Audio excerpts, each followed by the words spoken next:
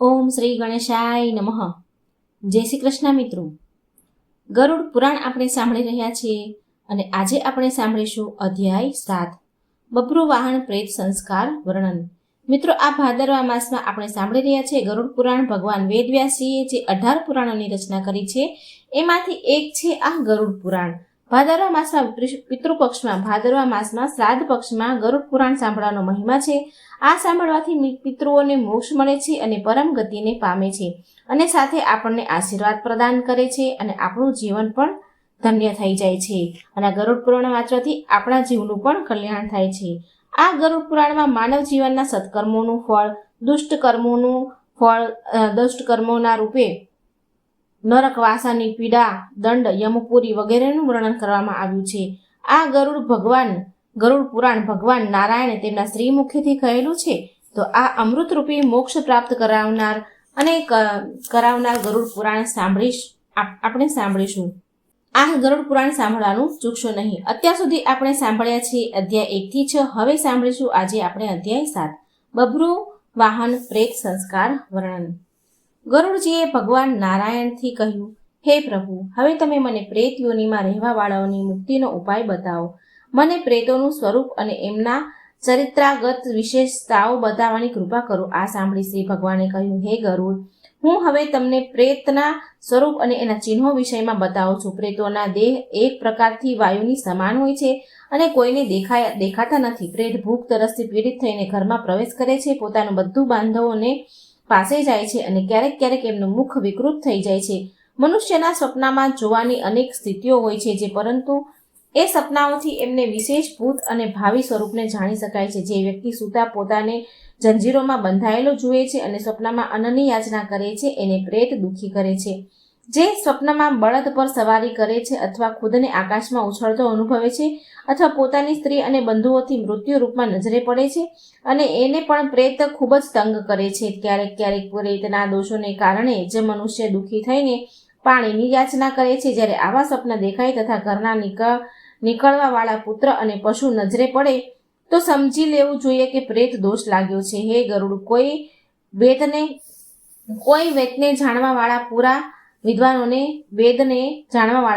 વિદ્વાનોને ત્યાગ કરીને પ્રેત મુક્તિનો ઉપાય નથી હોતો, પરંતુ વેદ જ્ઞાતાને તર્પણ કરતા પ્રેતના દોષથી મુક્તિ થઈ જાય છે. કેમ કે દાન અને તર્પણથી ભટકતું પ્રેત પણ તૃપ્તિને પ્રાપ્ત થાય છે. જે પ્રેત તૃપ્ત થાય છે તે પોતાના બંધુ બાંધવોને કષ્ટ નથી આપતા, જ્યારે એના વિપરીત અતૃપ્ત પ્રેત કષ્ટ આપે છે. હે ગરુડ, તૃપ્ત પ્રેત પોતાના કુળવાળાઓને સુખ સુવિધા આપે છે. જે વ્યક્તિ પ્રેતના દોષને જાણીને એના નિવારણનો ઉપાય નથી કરતો તે દુર્ગતિને પામે છે. પ્રેત પણ ક્યારેક ક્યારેક પોતાની દુર્ગતિનો અનુભવ કરાવી દે છે. ક્યારેક ક્યારેક મનુષ્ય પ્રેતની શાપયુક્ત થઈ જાય છે કે પછી દરિદ્રતાને પ્રાપ્ત થાય છે. આવા પ્રેત યમલોકમાં પહોંચીને કર્મોનો ક્ષય કર્યા કરે છે. આ સાંભળીને ગરુડજીએ પૂછ્યું કે ક્યારેક ક્યારેક ન તો કોઈ નામ અને ગોત્ર હોય છે અને ન સ્વપ્નમાં પ્રેતની કોઈ ચેષ્ટા નજરે પડે, ના પ્રેતના દર્શન થાય, છતાં આવી દશામાં શું કરવું જોઈએ? કેમ કે પ્રેતના દેખાવા પર જ્યોતિષ એમની સત્તાને વાત કરે છે. આ સાંભળીને ભગવાન કહે છે કે એમની વાત સત્ય હોય છે. મનુષ્યને જોઈએ કે ભક્તિપૂર્વક જપ અને હવન કરીને પોતાના શરીરને શુદ્ધ કરતો રહે. આવું કરવાથી પ્રેત દોષ નથી લાગતો. જો કોઈ મનુષ્યને ભૂત પ્રેત પિચાસ નથી સતાવતા તો પણ પોતાની સામાન્ય બાધાને દૂર કરવા માટે એને જપ કરવા જોઈએ. એને એ સમજવું જોઈએ કે એના પિતૃગણ એના જપથી ખુશ થશે. મનુષ્યને જોઈએ કે તે ગાયત્રી જાપ કરે, એનાથી તે ઉત્તમ લોકને પ્રાપ્ત થાય છે. આ વિશ્વમાં માતા પિતા સમાન કોઈ દેવતા નથી. તેઓ પ્રત્યક્ષ દેવતા છે, કેમ કે એમના દ્વાર જ પ્રાણી શરીર ધારણ કરે છે. આથી એમના હિતોની રક્ષા અવશ્ય કરવી જોઈએ. ગુરુ પણ પ્રત્યક્ષ દેવતા છે, તેના ગુરુ માટે પણ જપ કરવા જોઈએ. મનુષ્યનું શરીર જ સ્વર્ગ, નર્ક અથવા મોક્ષ પ્રદાન કરવા વાળું છે. આ શરીર પૂજા પણ કરે છે અને પૂજાના યોગ્ય પણ થાય છે. આ શરીરથી મહાન કર્મ કરતા મનુષ્ય લોક પૂજા માટે યોગ્ય થાય. જે વ્યક્તિ પોતાના પિતૃગણોના લાભ માટે તપ અને દાન કરે છે તે બધા પાપોથી મુક્ત થઈ જાય છે. વિદ્વાન લોકો કહે છે કે પુનરામ વાળા નરકથી પુત્રને જોઈએ કે તે પિતાનું તારણ કરે ત્યારે તે પ્રેત વિદ્વાનોને નથી જોતા. ગરુડજી ભગવાન નારાયણને કહે છે કે પ્રેત અસ્તિત્વમાં કેવી રીતે આવે છે અને એમનું શું ભોજન હોય છે? ભગવાને આનો જવાબ આપતા કહ્યું કે પાપ કરવાવાળા વ્યક્તિ પોતાના પૂર્વજન્મોને કારણે જ પ્રેત થાય છે. પ્રેત થયા કરે છે જે લોકો કોઈ બાવડી, કૂવા તથા તળાવ કે આરામ બગીચા અથવા કોઈ દેવસ્થાનની સાથે લાગેલા સુંદર ફળોથી યુક્ત બગીચાને કે ભોજનશાળાને કે પાણી પીવાવાળા સ્થાનને કે ધર્મના સ્થાનને નષ્ટ ભ્રષ્ટ કરી દે તેઓ મરીને પ્રેત યોનિને પ્રાપ્ત થાય છે. જે લોકો ઘોર જંગલ અને ગોચર ભૂમિને પોતાના લોભથી કાપે છે તેઓ પણ પ્રેત યોનિને પ્રાપ્ત થાય છે અને મૃત્યુ પછી ચાંડાલ થઈ જાય છે. આવા લોકો ચાંડાલથી સર્પદંશથી અથવા કોઈ ઝડપી દોડવાવાળા પશુના દાંતથી મૃત્યુને પ્રાપ્ત થાય છે. જે લોકો ડાકુઓ, ચોર દ્વારા મારી નાખવામાં આવે છે તેઓ પણ ક્યારેક ક્યારેક પ્રેત યોનિમાં આવે છે. પોતાના સંસ્કારોના લોપ થવાથી અને પિંડોના લુપ્ત થઈ જવા પર ભૂખી દશામાં રહેતા પર્વત વગેરે સ્થાનથી પતિત થઈ જાય છે તેઓ આ યોનિને પ્રાપ્ત થાય છે. હે ગરુડ, જે લોકો સૂતક વગેરેમાં સંપર્ક કરીને કઠોર શૈત્ય ક્રિયાથી મરે છે તેઓ પ્રેત યોનિમાં આવી જાય છે. આ વિષયમાં તને એક પ્રાચીન ઇતિહાસ બતાવું છું. ધર્મરાજ યુધિષ્ઠિરે મહારાજ ભીષ્મકથી પૂછ્યું હતું કે કયા કરના વિપાકથી પ્રેત યોનિ પ્રાપ્ત થાય છે, કયા કર્મના લીધે, અને પછી એનાથી છુટકારો કેવી રીતે થાય? આનો જવાબ આપતા ભીષ્મ પિતાજીએ કહ્યું કે મનુષ્યને પ્રેતત્વ પ્રાપ્ત થઈ જાય છે અને તે એનાથી મુક્ત પણ થાય છે. હે ધર્મરાજ, પ્રાચીન સમયમાં એક સંતપ્ત નામનો બ્રાહ્મણ હતો. તે તપ કરવા માટે વનમાં નિવાસ કરતો હતો. તે સ્વાધ્યાયમાં લાગેલો રહેતો હતો અને દયાળુ હતો. તે હવન વગેરે કરતો હતો, બ્રહ્મચર્યનું પાલન કરતો હતો અને તપ કરીને હંમેશા જ પરલોકથી ડરતો રહેતો હતો. તે હંમેશા ગુરુના વચનોને માનતો, અતિથિઓની સેવા કરતો, બધા સંઘર્ષોથી રહિત હતો. તે ફક્ત યોગા અભ્યાસ જ કરતો. એને આ રીતેથી રહેતા અનેક વર્ષ વ્યતીત થઈ ગયા. એના પછી એણે વિચાર્યું કે હું તીર્થોમાં ભ્રમણ કરું. તીર્થોમાં સ્નાન કરતા સમયે એણે સૂર્યના ઉદયકાળમાં સૂર્યને નમસ્કાર કર્યા. પરંતુ એક દિવસે બ્રાહ્મણે 5 પ્રેતોને જોયા. આ 5 પ્રેતોને જ્યારે એણે જોયા તો તે આંખ બંધ કરીને વિચાર કરવા લાગ્યો. તે એણે ખૂબ જ વિકૃત આકારવાળા નજરે પડી રહ્યા હતા. પછી એ બ્રાહ્મણે સાહસ કરીને એને પૂછ્યું કે તમે લોકો આવા કયા દુષ્ટ કર્મ કર્યા છે જેનાથી તમને વિકૃત રૂપ પ્રાપ્ત થયું છે? આ સાંભળીને એ પ્રેતોએ જવાબ આપ્યો અમને પોતપોતાના કર્મોના કારણે આ પ્રેત યોનિ મળી છે. અમે બીજાઓથી દ્વેષ કર્યા અને એ કારણે અમે ભૂખ તરસથી પીડિત રહીએ છીએ. અમે હવે મૂર્છિત થઈ ગયા અને અમે દિશાઓને પણ ન ઓળખી શક્યા. અમે ક્યાં જઈએ એની અમને ખબર જ નથી. ના કોઈ પિતા છે, ના કોઈ માતા છે. એના પછી એ પાંચેયમાંથી એક કહે છે કે અમે 5 અલગ અલગ નામધારી છીએ. ત્યારે બ્રાહ્મણે પૂછ્યું કે તમે નાધારી કેવી રીતે થયા? મને એનું કારણ બતાવો. ત્યારે તે પ્રેત બોલ્યા કે અમે હંમેશા બ્રાહ્મણને વાસી ભોજન ખવડાવીને પોતે સ્વાદિષ્ટ ભોજન કર્યું. આથી મારું નામ પાર્યુષિત પડ્યું. આ બીજા પ્રેત અન્નથી ઈચ્છાથી બીજાઓને દગો આપ્યો. આનું નામ સૂચિમુખ પડ્યું. આ ત્રીજા પ્રેતે જેનું નામ સિદ્ધક છે તે કોઈ પણ યાચક બ્રાહ્મણને જોઈને જલ્દીથી ચાલ્યો જતો હતો. અને આ ચોથો રોહક નામનો પ્રેત છે એણે બધા સંબંધીઓના પદાર્થોને ખુદ ખાવાની ટેવ નાખી. અને આ 5મું પ્રેત લેખક નામનો છે.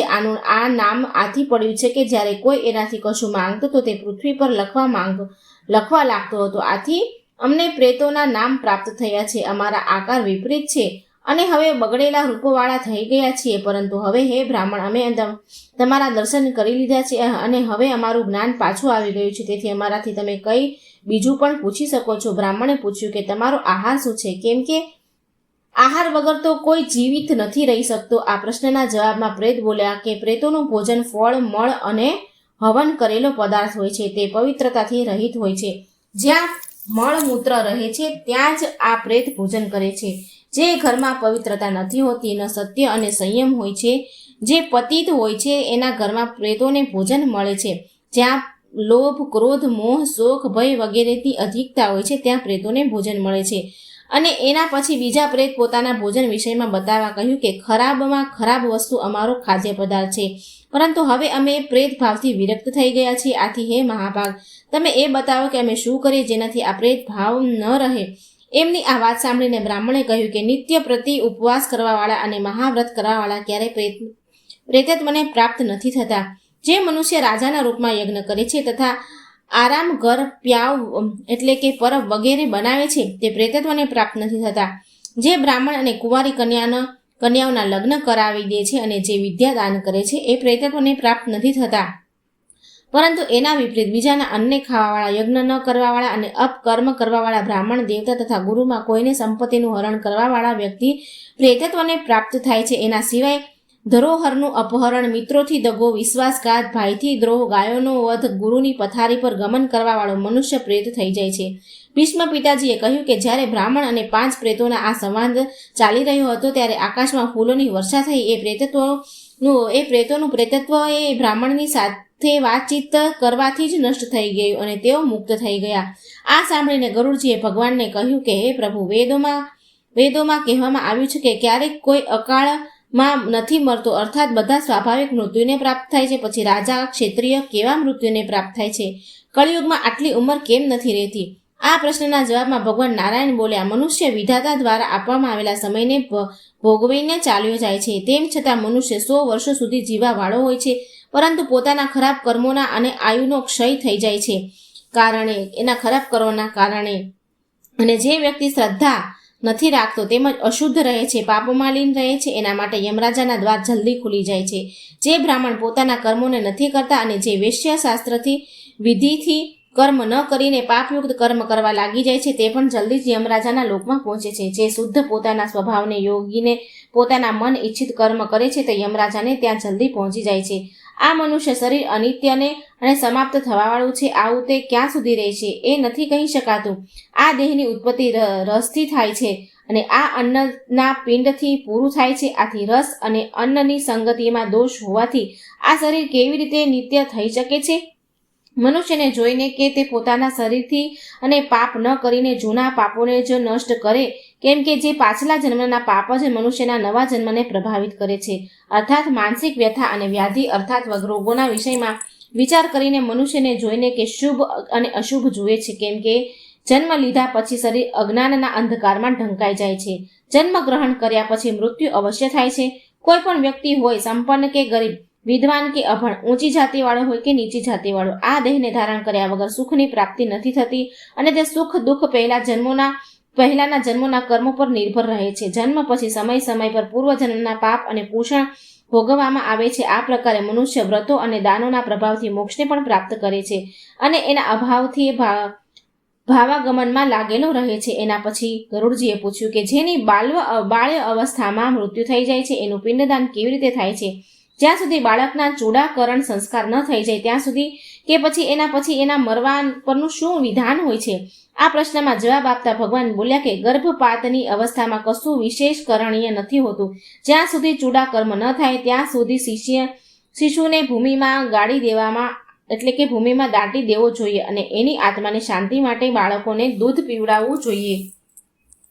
ચૂડા કર્મ પછી વિધિ, વધ, દાહ, સંસ્કાર કરવા જોઈએ અને જો 10 વર્ષની અવસ્થા સુધી મૃત્યુ થયું છે તો એની તૃપ્તિ માટે અન્ય શિશુઓને ભોજન અને દૂધ આપવું જોઈએ. જે જન્મ ગ્રહણ કરે છે એની મૃત્યુ તો થાય જ છે, આથી તે પુનઃ જન્મ ગ્રહણ કરે છે. મૃત્યુ પછી આત્માની તૃપ્તિ માટે સંકલ્પ કરીને મનુષ્યને જોઈએ કે તે દાન કરે અને ભોજનની સાથે મીઠાઈનું દાન પણ ઉત્તમ હોય છે. જ્યારે કોઈ વ્યક્તિ 5 વર્ષથી વધારે મોટો થાય છે, જે પોતાના ઇન્દ્રિયોના વિષયમાં પૂરી રીતે જાણી લે છે, એના જ પૂર્વજન્મમાં કરેલા કર્મોનું ધ્યાન નથી રહેતું, પરંતુ એનો પ્રભાવ થાય છે. આવા મૃત થઈ જવા પર વિધિસર સંસ્કાર કરવા જોઈએ અને પછી 10 પિંડ દાન કરવા જોઈએ. જે કંઈ એને પોતાના જીવનમાં પ્રિય હોય છે તે જ પછીથી દાન કરવું જોઈએ. આ પ્રકારે એના પછી અવસ્થાના અનુરૂપ ભોગ અને યોગથી જ્ઞાન પ્રાપ્ત કરીને બધા સંસ્કાર કરવા જોઈએ. હે ગરુડ, હું પ્રેતત્વની મુક્તિ માટે સુકૃત અને દાનના વિષયમાં પણ બતાવું છું. મેં આના વિષયમાં પહેલા તમને બભ્રુવાહન નામના રાજાની કથા સંભળાવી હતી અને તમને જાણ થઈ ગઈ હતી કે કયા પ્રકારે તે પ્રેત યોનિને મુક્ત થયો હતો, પરંતુ એની વિશેષ મુક્તિ માટે સ્વર્ણ ઘટનું દાન ખૂબ જ આવશ્યક છે. આવું દાન કરીને ફરી કોઈ બીજા દાનથી જરૂર નથી રહેતી, પરંતુ આ બંનેમાં જેવું કે મેં પહેલા બતાવ્યું, મનુષ્યને આસક્તિ રહિત થઈને દાન કરવું જોઈએ. એનાથી યમરાજાને તૃષ્ટિ થાય છે અને પ્રેતત્વની મુક્તિ પ્રાપ્ત થાય છે. તો મિત્રો, આ હતો અધ્યાય 7. હવે આપણે સાંભળીશું અધ્યાય 6, પુણ્ય આત્માની ઉત્તર ક્રિયા. ગરુડ પુરાણ અધ્યાય 8. પક્ષીરાજ ગરુડે ભગવાન નારાયણથી પૂછ્યું કે મનુષ્યને મર્યા પછી કયા પ્રકારે સદગતિ મળે છે અને મરતો પ્રાણી કયા પ્રકારથી કૃત્ય કરે છે તથા એને કેવા કાર્ય કરવા જોઈએ. ગરુડના આ પ્રશ્નના જવાબમાં ભગવાન નારાયણે કહ્યું કે જ્યારે કર્મના વશીભૂત થઈને અંતિમ સમય આવી જાય તો એ સમયે મનુષ્યને જોઈએ કે તુલસીને પાસે ગોબરનું મંડળ બનાવે અને પછી તલોને ફેલાવીને કુશાનું હળવું એનું આસન બનાવે અને પછી શાલિગ્રામ શિલાની સ્થાપના કરે, કેમ કે તુલસીના ઝાડની છાયા જ્યાં મળી જાય છે ત્યાં મરવાથી મુક્તિ થાય છે. તુલસીનું વૃક્ષ જે ઘરમાં હોય છે ત્યાં યમરાજા નથી પહોંચતા. જે મનુષ્ય તુલસીના દળ મુખમાં રાખીને પણ પ્રાણ ત્યાગ કરે છે તે પુત્રહીન થવા પર પણ મૃત્યુલોકને પ્રાપ્ત થાય છે. તલ ભગવાનના પરસેવાથી ઉત્પન્ન થયો છે, આથી પવિત્ર છે અને કુશ મારા રોમની વિભૂતિ છે. કુશાના મૂળમાં બ્રહ્મા, વચ્ચે જનાર્દન અને આગલા ભાગમાં શંકર વિદ્યમાન છે. આથી કુશ, અગ્નિ, બ્રાહ્મણ અને ગાય આ વારંવાર કામ લાગવા પર પણ અપવિત્ર નથી થતા. આ બધા નિર્માલ્ય હોય છે.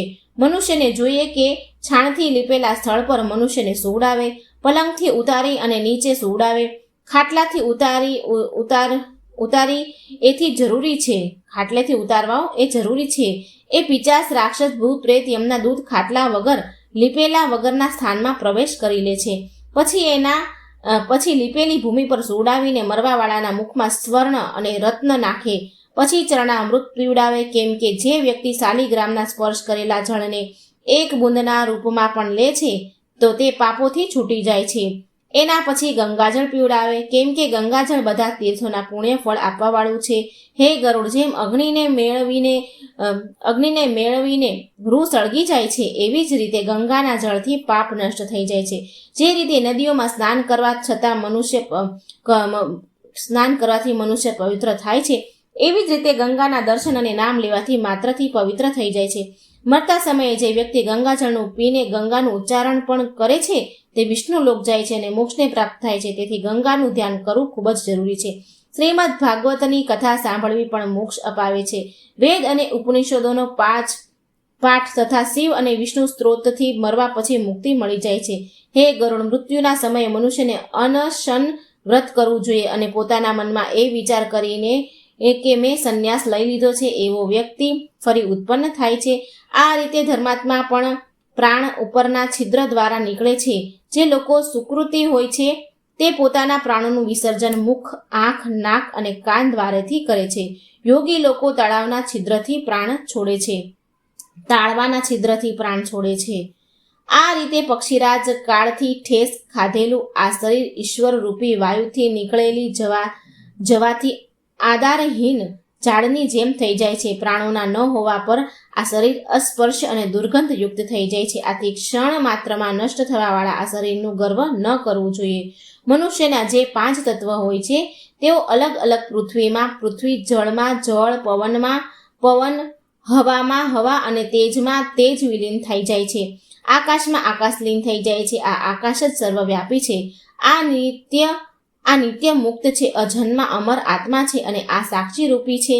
પુણ્ય કર્મોથી યુક્ત થઈને આ આત્મા નવા શરીરમાં પ્રવેશ કરે છે અને જે પુણ્ય આત્મા હોય છે, ધર્મના જ્ઞાતા હોય છે, તેઓ પૂજિત થઈને દેવલોક જાય છે. આ સાંભળીને ગરુડજીએ પૂછ્યું કે હે પ્રભુ, અગ્નિ સંસ્કારના વિધાન પણ બતાવો અને સાધ્વી પત્નીનું મહત્વ પણ બતાવીને કૃપા કરો.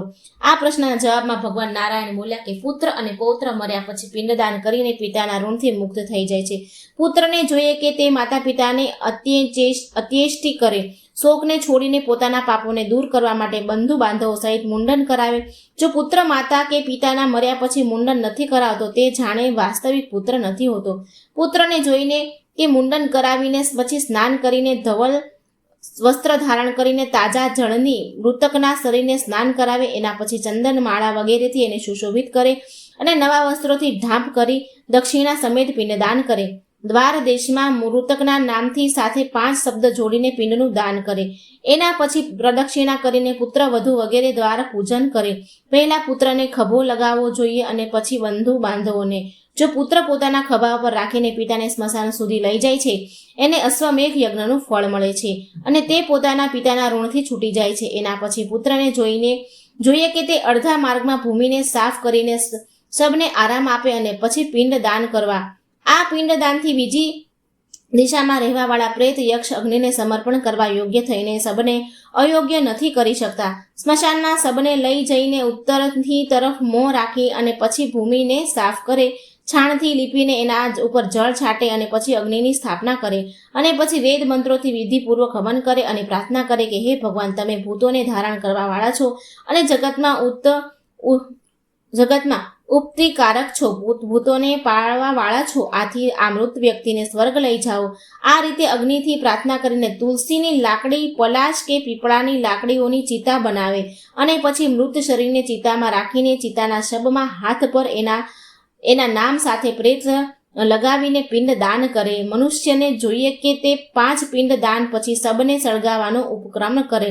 જો તે 5 પિંડ દાન નથી કરતો તો ભૂત વગેરે વિઘ્ન પેદા કરી શકે છે. અને એના પછી પુત્રને જોઈએ કે તે અગ્નિહોત્રીની સાથે લઈને શબમાં અગ્નિ લગાવે. જે લોકો પંચકમાં મરે છે એમને સદગતિ નથી મળતી. પંચકમાં દાહ ન કરવા જોઈએ. 5 નક્ષત્ર દાહના યોગ્ય નથી હોતા, પરંતુ આ 5 નક્ષત્રોના વિઘ્નોને દૂર કરવાનો ઉપાય પણ છે અને વિધિપૂર્વક દાહ તથા એ દોષોની શાંતિ થઈ શકે છે. હે ગરુડ, મરવાવાળાની પાસે 4 પૂતળા રાખવા જોઈએ. કુશાના બનેલા અને પૂતળા મંત્ર દ્વારા મંત્રિત હોય.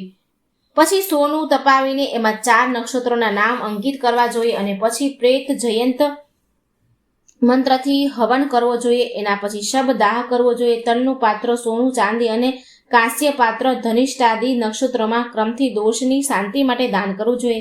શાંતિ વિધાનથી જે દાહ થાય છે એમાં કોઈ વિઘ્ન નથી હોતું અને મૃતાત્માને સદગતિ મળે છે.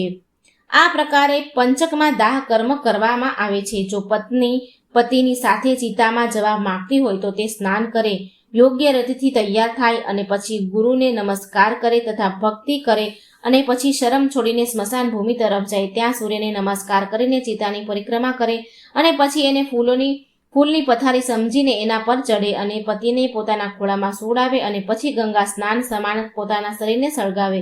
ગર્ભિણી સ્ત્રીને પતિની સાથે ન સતી થવું જોઈએ. જે નારી પતિના શરીરની સાથે સતી થાય છે એનું શરીર તો સળગે છે પરંતુ આત્માને કષ્ટ નથી થતું. તે નારી પોતાના પાપોને સળગાવી દે છે. જે રીતે ધાતુથી તપેલાને લોખંડમાં પિંડથી ધાતુ નથી સળગતી, એવી જ રીતે સ્ત્રી સળગતી નથી બલકે શુદ્ધ થઈ જાય છે. એની આત્મા પતિની આત્માની સાથે એકમેવ થઈ જાય છે. પતિના સાથે મરવા પર તે પતિમાં જ મળી જાય છે, પરંતુ જ્યાં સુધી તે પોતાના શરીરને નથી સળગાવતી ત્યાં સુધી શરીરથી ક્યારેય મુક્ત નથી થતી. પતિના મરવા પર જે નારી પોતાને સતી કરે છે તે સ્વર્ગલોકમાં જાય છે અને જ્યાં સુધી 14 ઇન્દ્ર રહે છે ત્યાં સુધી તે પતિની સાથે વિહાર કરે છે.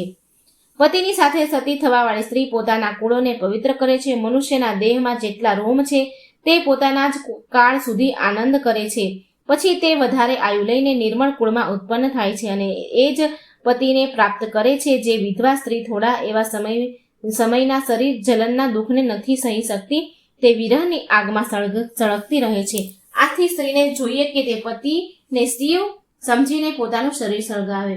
હે ગરુડ, મનુષ્યને જોઈએ કે તે સળગતા શબના મસ્તક લાકડીથી અને યતિઓના મસ્તક શ્રીફળથી ફોડે.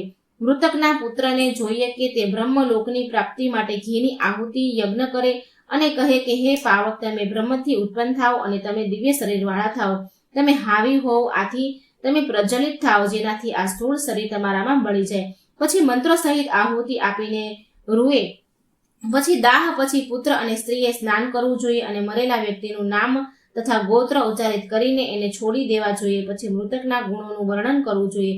મૃતકના દાહના પછીના દિવસ પોતાના ઘરનું ભોજન ન કરે, દક્ષિણ દિશામાં મુખ કરીને સ્થાનને લીપે અને જ્યાં તેને રાખવામાં આવ્યા હોય ત્યાં 12 રાત્રિ દિવસ દીવો સળગાવો. સ્મશાનમાં કે કોઈ 4 રસ્તા પર માટીના વાસણમાં 3 દિવસ સુધી દૂધ અને જળ છોડે અને એ કહે કે હે મરવાવાળા, તમે બંધુ બાંધવો દ્વારા ત્યાગ કરવામાં આવ્યા છો. આ જળ અને દૂધ છે. જળથી સ્નાન કરો અને દૂધ પીવો. હે ગરુડ, ચોથા દિવસે ચિતાના સ્થાનને દૂધથી છાંટીને હાડકાઓને એકત્રિત કરવા જોઈએ અને પછી એમને દૂધ અને જળથી ધોઈને માટીના પાત્રમાં રાખીને શ્રાદ્ધ કરવું જોઈએ. ચિતાની ભસ્મને એકઠા કરીને ઘડામાં સ્થાપિત કરી પ્રવાહિત કરી દેવા જોઈએ. મનુષ્યને જોઈએ કે જો પ્રવાહિત ન કરે તો 15 પગ ઉત્તર દિશામાં ચાલીને ખાડો ખોદીને હાડકાના પાત્રને દબાવી દે. એના પછી દાહને પીડાને નાશ કરવાવાળા પિંડનું દાન કરે અને પછી ગંગાના કિનારે જઈને પવિત્ર થઈને અસ્થિઓને પોતાના હાથમાં ભલે અને મસ્તક પર સ્પર્શ કરીને ગંગામાં પ્રવાહિત કરી દે. જેટલા વર્ષ સુધી મનુષ્યના હાડકા ગંગામાં વહેતા રહે છે એટલા 1000 વર્ષ સુધી તે સ્વર્ગલોકમાં આનંદ કરે છે. ગંગાનો સંસ્પર્શ કરવા માત્રથી મનુષ્ય સ્વર્ગલોકમાં પહોંચી જાય છે. જો કોઈ વ્યક્તિની મૃત્યુની સૂચના વિદેશથી પ્રાપ્ત થઈ હોય, તો કોઈ બીજા રૂપમાં મર્યા ગયા હોય, તો એને એનો દેહ ન મળ્યો હોય, તો જે દિવસે એના મૃત્યુના સમાચાર મળે એ જ દિવસે કુશાનું પૂતળું બનાવીને કહેલી વિધિ અનુસાર એનો દાહ સંસ્કાર કરવો અને પછી એના ભસ્મને ગંગામાં પ્રવાહિત કરી દેવી. જો ગર્ભના પૂરા થવા પર સ્ત્રીની મૃત્યુ થઈ જાય, તો પેટને ચીરીને બાળકને કાઢીને અને જમીનમાં દાટી દે અને સ્ત્રીનો દાહ સંસ્કાર કરે. 27 મહિના સુધીના બાળકને ભૂમિમાં દાટે અને એના પછી એને સળગાવીને એની અસ્થિઓ ગંગામાં પ્રવાહિત કરે. બાળકના મરવા પર દૂધ આપવું જોઈએ અને કુમાર બાળકના મરવા ઉપર કુમારને જ ખવડાવવું જોઈએ. આ રીતે મેં તમને મૃત્યુ ઉપરાંત કર્તવ્ય કર્મના વિષયમાં બતાવ્યું. કુમાર બાળક 11મા અને 12મા સામાન્ય રીતથી કરવા જોઈએ. જો યજ્ઞોપવિત થઈ ગયો હોય તો યજ્ઞોપવિતથી સાથે તેનું પિંડ દાન કરે અને ખીર અને દૂધથી 5 પિંડ આપે. જે લોકો જ્ઞાની હોય છે તેઓ આત્મ સ્વરૂપ થાય છે અને પુત્ર દ્વારા પિંડદાન પ્રાપ્ત કરવાની અભિલાષા નથી રાખતા. તેથી એમનું પિંડદાન અને જળદાન ન કરવા જોઈએ, પરંતુ પિતાના ભક્તિભાવથી તીર્થ શ્રાદ્ધ કરી શકાય છે. આ હતો મિત્રો ગરુડ પુરાણનો 8મો અધ્યાય. હવે આપણે સાંભળીશું ગરુડ પુરાણનો અધ્યાય 9મો. ગરુડજીએ ભગવાન નારાયણથી 10 ગાત્રની વિધિ જણાવવા ઈચ્છા કરી અને એણે પૂછ્યું કે જો પુત્ર ન હોય તો આ ક્રિયા કોના દ્વારા કરવામાં આવી જોઈએ. આના જવાબમાં ભગવાન કહે છે કે 10 ગાત્રની વિધિ કરવાથી પુત્ર પિતાના ઋણથી મુક્તિ થઈ જાય છે. પુત્રને જોઈએ કે સત્વ ગુણથી પરિપૂર્ણ થઈને પિંડ દાન કરે અને રોવે નહીં. પ્રેતો માટે આંસુ બાધક હોય છે, કેમ કે શોક કરવા પછી પણ મરેલો વ્યક્તિ પાછો નથી આવતો, તેથી શોક વ્યર્થ છે. જેનો જન્મ થાય છે એનું મૃત્યુ તો થાય છે, આથી તે મનુષ્યના જીવનનું આવાગમન થતું જ રહે છે. દેવી અને મનુષ્યની એવી કોઈ વિધિ નથી જેનાથી મૃત્યુને પ્રાપણી ફરી પેદા થઈ જાય. જે એવું હોત તો રાજા રામ અને મોટા મોટા મહાનુભાવ દુઃખી ના હોતા. જેમ કોઈ યાત્રી માર્ગમાં ચાલતો ચાલતો કોઈ છાંયડામાં આરામ કરે છે અને પછી આગળ ચાલી જાય છે, એવી જ રીતે પ્રાણીઓના આપસી સંબંધ હોય છે. જે રીતે એક સમયમાં બનાવેલી વસ્તુ થોડા સમય પછી નષ્ટ થઈ જાય છે, એવી જ રીતે પ્રાણીઓના સંબંધ હોય છે. આથી મૃત્યુના વિષયમાં શોક કરવો વિકાર છે. અજ્ઞાનથી ઉત્પન્ન શોકને છોડીને પુત્રને જોઈએ કે તે મરેલાની ક્રિયા કરે. પહેલું છે કે પુત્ર ન હોવા પર વહુ ક્રિયા કરે. બીજું છે વહુના ન હોવા પર મૃતકના સગા ભાઈ આ કાર્ય કરે. ત્રીજા નંબરમાં બ્રાહ્મણની ક્રિયા શિષ્ય કરે.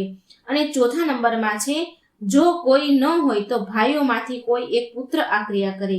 5મા નંબરમાં છે જો લોહી સંબંધમાં કોઈ ન હોય તો આ કાર્ય મિત્રએ કરવું જોઈએ. આ પ્રકારે આ જ ક્રમથી બંધુ બાંધવો આ ક્રિયાને કરે છે. જો એક પુરુષની અનેક સ્ત્રીઓ છે તો એમાંથી કોઈ પણ એકની ઉત્પન્ન પુત્રને આ કાર્ય કરવું જોઈએ, કેમ કે જો એકને પણ પુત્ર હોય તો તે બધી સ્ત્રીઓ પુત્રવતી કહેવાય છે. કોઈ વ્યક્તિ કોઈ અનાથ પ્રેતના સંસ્કાર કરે તો એક કરોડો યજ્ઞોનું ફળ મેળવે છે. જો પુત્રની મૃત્યુ થાય છે તો પિતા કષ્ટપૂર્વક 10 ગાત્ર કરે છે, પરંતુ સંવત્સર શ્રદ્ધા અલગ અલગ વિભાગને કારણે અલગ અલગ કરવી જોઈએ, કેમ સંપત્તિના વિભાગ થઈ જાય છે. 10 ગોત્રના અવસર પર દિવસમાં 1 વખત ભોજન કરવું જોઈએ અને ભૂમિ પર સૂવું જોઈએ, અને આ અવસર પર શુદ્ધ રહીને બ્રહ્મના ધ્યાનમાં તત્પર રહેવું જોઈએ. માતા પિતાની પરિક્રમા કરવાથી પુત્રને પૃથ્વીની પરિક્રમાનું ફળ પ્રાપ્ત થાય છે. 10 ગાત્રના આરંભમાં વર્ષથી સુધી આ પુત્ર એક સમય પર આહાર કરવા વાળો થઈને ભૂમિ પર સૂવે છે, તો એને તીર્થનો લાભ મળે છે. વેદી બનાવી અને છાણાથી લીપવાની ક્રિયા પહેલા જ બતાવવામાં આવી છે, પરંતુ પ્રેતનું શ્રાદ્ધ કરીને પુત્રએ એ ધ્યાન રાખવું જોઈએ કે પતા અને કુશાના બ્રાહ્મણને સ્થાપિત કરીને એની પૂજા કરે અને અતસી પ્યુષ્ય સંકાશમ મંત્ર વાંચીને બ્રાહ્મણને પ્રણામ કરે અને ફરી નામ ગોત્ર કહીને પિંડદાન કરે. ભાત કે જવના લોટનું પિંડદાન કરવું જોઈએ. એની સાથે સાથે એ પણ કહે છે કે મારી આ આપવામાં આવેલી વસ્તુ અમુક પ્રેતને મળે.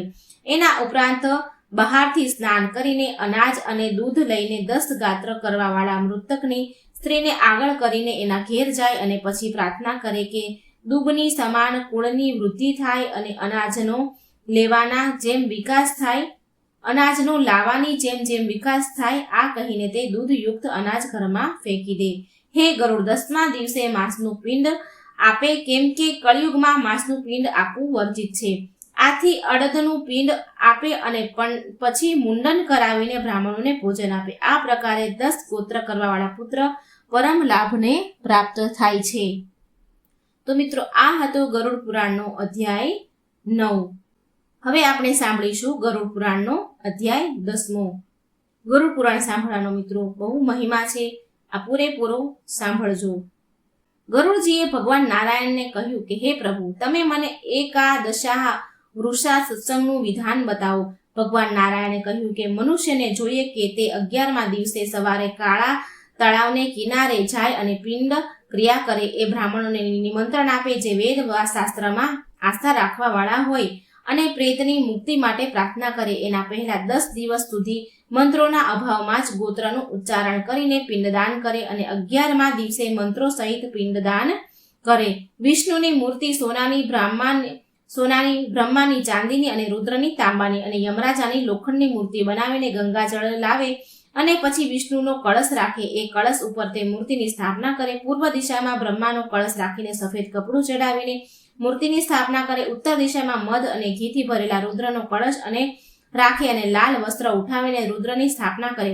દક્ષિણ દિશામાં યમરાજનો ઘટ રાખે અને કાળું વસ્ત્ર લપેટીને યમરાજાની મૂર્તિની સ્થાપના કરે. એના પછી વચ્ચે બ્રાહ્મણને પ્રતિષ્ઠિત કરીને દક્ષિણની તરફ મુખ રાખીને પ્રેત પ્રત્યે તર્પણ કરે. એના પછી ગાયનું દાન આપે અને પછી મૃતકના ઉપયોગની બધી વસ્તુઓ દાન કરે.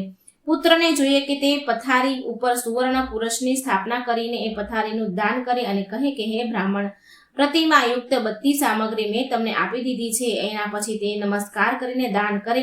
આ વૃક્ષોત્સર્ગની પરમ ગતિ પ્રાપ્ત થાય છે. વૃક્ષોત્સર્ગમાં રોગી અને હીન અંગવાળા બાળકોને છોડીને લક્ષણથી યુક્ત વૃષભનો ત્યાગ કરે. બ્રાહ્મણને આપવા માટે જ જે વૃષભ હોય એની આંખો લાલ, પીળો વર્ણ અને યોગ્ય સિંગ વગેરે હોવા જોઈએ. પેટ સફેદ અને પીઠ કાળી હોવી જોઈએ. ક્ષત્રિય માટે લાલ રંગના ચીકણા વૃષભ હોવા જોઈએ. વૈશ્ય માટે પીળા રંગના, શુદ્ધ માટે કાળા રંગના વૃષભ હોવા જોઈએ. પિંગ વૃષભ પીળા રંગના હોવા જોઈએ અને પિતૃઓમાં પ્રેમ વધારવા વાળા હોય છે. નીલ વૃષભનું મુખ અને પૂંછડી સફેદ હોય છે અને શરીર લોહીના રંગનું લાલ હોય છે. રક્ત નીલ વૃષભ શરીર લાલ રંગનું હોય છે. મુખ અને પૂંછડી હળવા પીળા રંગના. નીલ પિંગ એ વૃષભ કહે છે જેના ખૂર અને પૂંછડી પીળા રંગના હોય છે અને બાકી અંગ કોઈ એક રંગના. બભ્રુ નીલ વૃષભ કબૂતરના રંગના હોય છે અને એના માથા પર તિલક હોય છે. આ વૃષભ પૂર્વજોનો ઉદ્ધાર કરવા વાળા હોય છે. જેનું આખું શરીર આસમાની હોય છે તેને મહાનીલ કહે છે. નીલ વૃષભ 5 પ્રકારના હોય છે. જો કોઈ એક પુત્ર અનેક પુત્રોની કામના કરે છે અને ગયાનું શ્રાદ્ધ કરે છે, ગૌરી કન્યાથી લગ્ન કરીને પછી નીલ વૃષભને ત્યાગે છે તો તે પુત્ર માન્ય યોગ્ય થાય છે. સ્વર્ગમાં ગયેલા પિતૃ પણ આ વાતની કામના કરે છે કે એમનો કોઈ પુત્ર વૃષોત્સર્ગ કરી દે તો તેઓ પરમ ગતિને પ્રાપ્ત થશે, કેમ કે વૃષ યજ્ઞ મુક્તિ આપવા વાળા હોય છે. મનુષ્યને જોઈએ કે તે વિધાન પૂર્વક વૃષનો યજ્ઞ કરે, ગ્રહોની સ્થાપના કરે અને વૈદિક મંત્રોથી પૂજીને યજ્ઞ કરે. વૃષ અને ગાયનું પૂજન કરીને વાછરડા અને વાછરડીને લાવીને એનામાં કંગન બાંધે અને જે રીતે લગ્નમાં થાંભલા લગાડવામાં આવે છે એવી રીતે ખોદીને ગાળે. વૃષભ અને વાછડીને જો શક્ય હોય તો રુદ્ર કંભમાં જળને સ્નાન કરાવે, પછી ગંધ અને માળાથી પૂજા કરીને કુંભની પરિક્રમા કરે. એના ઉપરાંત ત્રિશૂળની જમણી તરફ રાખે અને ડાબી તરફ ચક્રનું નિશાન બનાવે અને પછી બળદને છોડીને કહે કે હે વૃષભ, તમે ધર્મ છો અને બ્રહ્મ દ્વારા મંત્રના રૂપમાં પ્રાચીન કાળમાં રચવામાં આવ્યા છો. હું તમારો ઉત્સર્ગ કરું છું. તમે મારા પિતૃઓને આ ભાવસાગરથી પાર ઉતારો. આમ કરીને ભગવાને કહ્યું કે હું એવા વ્યક્તિને મોક્ષ પ્રદાન કરું છું. જો કોઈ પુરુષને જીવન કાળમાં પુત્ર ન હોવાનો વિશ્વાસ થઈ જાય છે તો એને ખુદ વિધાનપૂર્વક વૃષ ઉત્સર્ગ કરવો જોઈએ. એનાથી તે પરમ ગતિને પ્રાપ્ત થાય છે.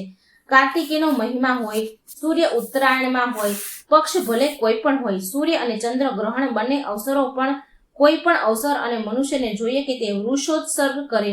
શુભ લક્ષણથી યુક્ત બ્રાહ્મણને બોલાવીને વૈષ્ણવ શ્રાદ્ધ કરે, પછી પોતાનું શ્રાદ્ધ કરે. આ રીતે જે પણ કોઈ પણ વ્યક્તિ ચાહે પુત્રવત હોય કે ચાહે પુત્રહીન હોય આ કાર્ય કરીને કામ્ય ફળ પ્રાપ્ત કરે છે. વૃષનો ઉત્સર્ગ અનેક યજ્ઞો અને અનેક દાનોના પુણ્યની સમાન હોય છે. મનુષ્યની કોઈ પણ અવસ્થા હોય, બાળપણ, જવાની, વૃદ્ધાવસ્થા, બધામાં જ આ કર્મથી પાપ દૂર થઈ જાય છે. એના સિવાય શરાબી, દુષ્ટ, મિત્રદ્રોહી, બ્રહ્મ હત્યાવાળો, પાપી અને સોનું ચોરવાવાળો કોઈ પણ વ્યક્તિ આ ઉત્સર્ગ કરીને પાપ મુક્ત થઈ જાય છે. જો પતિ અને પુત્રવાળી સ્ત્રી જો પતિ અને પુત્રથી પહેલા મૃત્યુને પ્રાપ્ત થઈ જાય છે તો એના વૃષને ઉત્સર્ગ ન કરવું જોઈએ.